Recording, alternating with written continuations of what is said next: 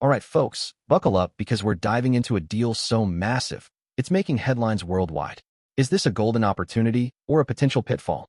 We're talking about former President Donald Trump securing a staggering $600 billion investment commitment from Saudi Arabia. Yes, you heard that right. $600 billion. But before we pop the champagne, let's ask the tough questions. Is this a strategic win for America, or are we potentially mortgaging our future for short-term gains? Some experts are whispering that this could be a game changer, while others are sounding alarm bells. We're going to break it all down for you. This isn't just about the money. It's about power, technology, and the future of global alliances. So stick around, because this is going to be a wild ride. So what exactly does $600 billion buy you? Well, according to the White House fact sheet, this commitment covers a wide range of sectors. We're talking energy, advanced technology, infrastructure, healthcare, defense, and even global sports. The White House is calling it a transformative package that will deepen bilateral ties for generations. They're saying it'll catalyze growth, innovation, and job creation across the U.S. But let's peel back the layers.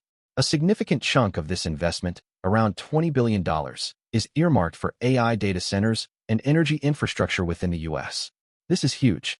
Saudi Arabian firm Datavolt is leading the charge, signaling a major push in digital and energy transformation.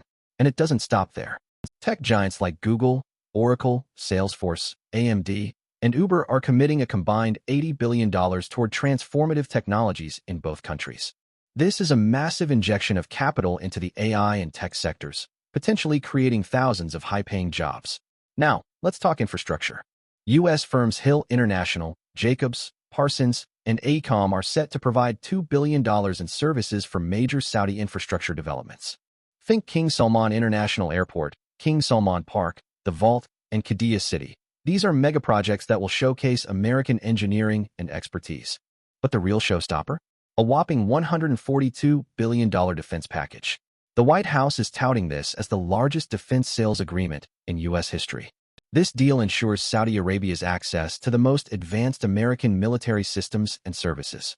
We're talking Air Force modernization, space capabilities, air and missile defense systems, maritime and coastal security infrastructure, border security, land force upgrades, and information and communication systems enhancements.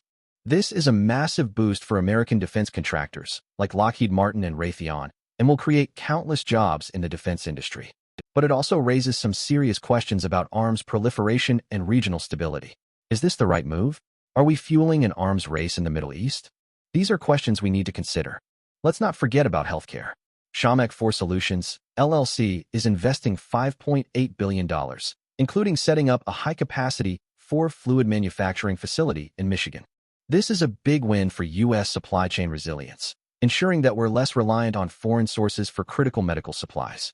The White House also highlighted 3 sector-specific funds: a $5 billion energy investment fund, a $5 billion New Era Aerospace and Defense Technology Fund, and a $4 billion Infield Sports Global Sports Fund.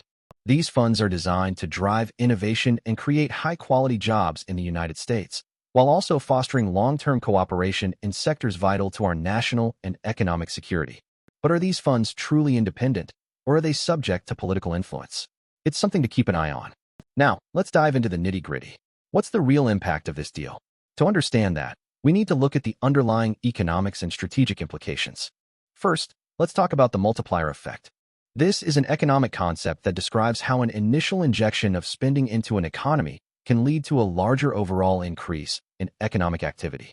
For example, the $20 billion investment in AI data centers could create jobs in construction, manufacturing, and software development, leading to increased consumer spending and further economic growth. A key factor here is the marginal propensity to consume, MPC, which measures the proportion of an increase in income that consumers spend rather than save. A higher MPC means a larger multiplier effect. Second, let's consider the impact on total factor productivity, TFP. TFP measures how efficiently inputs like labor and capital are used to produce output. Investments in advanced technologies, like AI and aerospace, can boost TFP by improving production processes, reducing waste, and fostering innovation. Several studies have shown that countries with higher TFP growth tend to have faster economic growth overall. For example, a 2018 paper by Fernald and Neiman in the American Economic Review found a strong correlation between TFP growth and GDP growth in developed economies. Finally, we need to analyze the potential for crowding out. This occurs when government borrowing or spending reduces the availability of funds for private investment.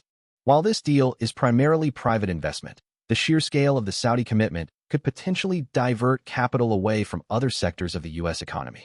It's crucial to ensure that this investment complements, rather than competes with, existing U.S. industries. Okay, let's get to the juicy part, the controversy. Not everyone is thrilled about this deal. Critics argue that it's a Faustian bargain, trading human rights concerns for economic benefits. They point to Saudi Arabia's human rights record and its involvement in the Yemen conflict, arguing that the U.S. should not be deepening its ties with a regime that violates international norms. One viewpoint is that this deal strengthens Saudi Arabia's position in the Middle East, potentially emboldening its aggressive foreign policy.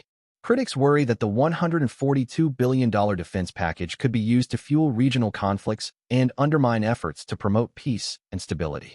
They also argue that the U.S. should be prioritizing renewable energy sources over fossil fuels, and that this deal reinforces Saudi Arabia's dependence on oil exports.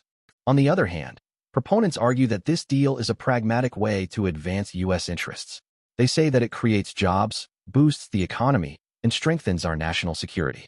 They also argue that engagement with Saudi Arabia is the best way to promote reform and encourage positive change. They believe that by working with Saudi Arabia, the U.S. can exert influence and help to improve its human rights record. So who's right? It's a complex issue with no easy answers. But here's what we can do to verify some of these claims. We need to track the actual job creation numbers and economic growth generated by these investments. We can also monitor Saudi Arabia's human rights record and its foreign policy behavior to see if there are any positive changes. Transparency is key. We need to hold both the U.S. and Saudi Arabia accountable for their commitments. Beyond the economic and human rights concerns, there are also significant geopolitical implications to consider. This deal comes at a time of increasing tensions in the Middle East, with ongoing conflicts in Yemen, Syria, and Iraq. The U.S. has long been a major player in the region, and this deal solidifies its strategic partnership with Saudi Arabia. But it also raises questions about the U.S.'s commitment to other allies in the region, such as Israel and Egypt. Some analysts worry that this deal could alienate these countries and undermine U.S. influence in the long run. Furthermore, this deal could have implications for the global balance of power. China has been increasingly active in the Middle East, seeking to expand its economic and political influence. This deal could be seen as a way for the U.S. to counter China's growing presence in the region. However, it could also lead to increased competition and rivalry between the two superpowers. The situation is further complicated by Russia's involvement in the Middle East. Russia has been supporting the Assad regime in Syria and has been seeking to expand its military and economic ties with other countries in the region. This deal could be seen as a way for the U.S. to push back against Russia's growing influence. In short, this deal is not just about money. It's about power, influence, and the future of the Middle East. So what does the future hold? Will this deal be a success, or will it be a disappointment? Only time will tell. But here's what we can expect in the coming years. First, we'll see a surge of investment in AI, energy, and infrastructure projects in the U.S. This will create jobs, boost economic growth, and drive innovation. Second, we'll see a strengthening of the U.S.-Saudi military alliance. This will enhance Saudi Arabia's defense capabilities and ensure its access to the most advanced American military technology. Third, we'll see increased scrutiny of Saudi Arabia's human rights record and its foreign policy behavior. This will put pressure on the Saudi regime to reform and to act responsibly on the world stage. Fourth, we'll see increased competition between the U.S., China, and Russia in the Middle East. This will make the region even more volatile and unpredictable. Ultimately, the success of this deal will depend on whether the U.S. and Saudi Arabia can work together to achieve their shared goals. This will require trust, cooperation, and a willingness to compromise.